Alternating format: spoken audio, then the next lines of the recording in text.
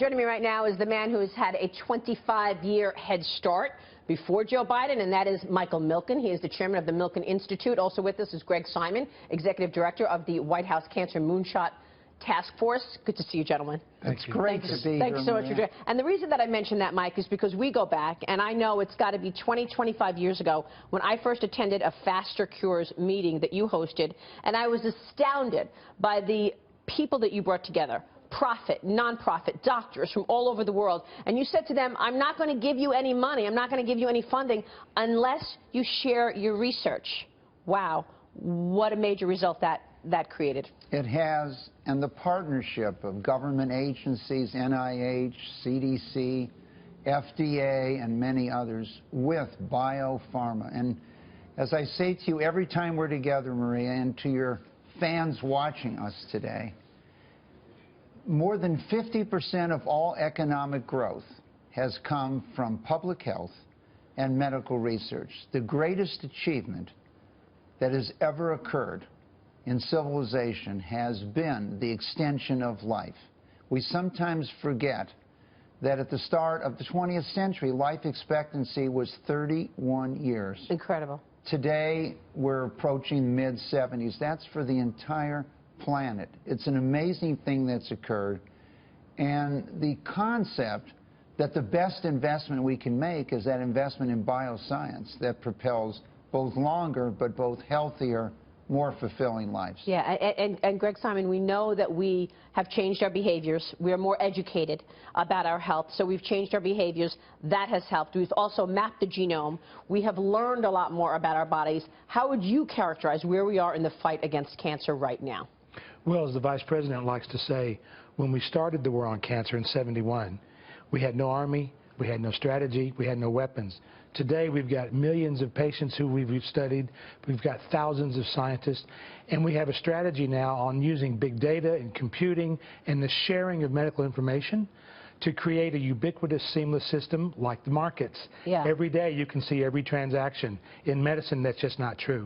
I remember a stat that you had said years ago, Mike, that if you lose a certain amount of weight, that would trigger X amount of economic growth. 1 trillion.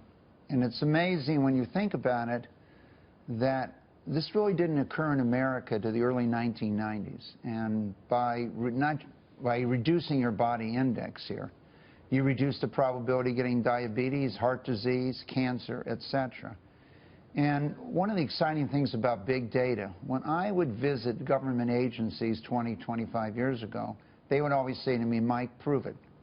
Okay, now with big data and genomics, we can prove what happens to you. And the story today on the front page of newspapers is essentially that you can determine the health in your life. Your lifestyle, what you eat, what you drink, whether you exercise, what you breathe, has a substantial effect. It's not just your genetics. And if you remember, Maria, it was almost 30 years ago, a study was done showing when you had 2 brothers and one from Japan moved to the United States, or 2 sisters and one moved here, their incidence of cancer increased for hormone-driven cancers, breast, ovarian, prostate, almost tenfold. By a dramatic change in diet and lifestyle. So that's incredible. But today, big data holds the key, and we are so excited that we're in the last of our 4 laps here to eliminate cancer as a cause of death and suffering. Oh my God, I'm getting the chills. Which cancer have we gotten our hands around mostly? Where are still the biggest challenges? You've done so much regarding prostate cancer. I feel like breast cancer also has come a long way, but pancreatic, lung, these are really the deadly. So give us that status check. Well, just take one, for example, and I'll turn it over to Greg, melanoma. So under Faster Cures, Melanoma Research Alliance sits, help with funding and founding by Debbie and Leon Black. The immunology efforts we had in prostate cancer did not prove effective, and one of the things we discovered is the more mutations you have, the more effective some of these immunology treatments are. Now, melanoma, as you know, was a death sentence in stage 4. Today, many of these immunology treatments have proved to be very effective. So whether it's prostate, breast, lung, Right. today big data holds the promise of something called precision medicine. There's 28 types of prostate cancer. There's numerous types. And so we can pinpoint what you have. And now, eventually, you won't take something until we know it would work for you before you took it. Now,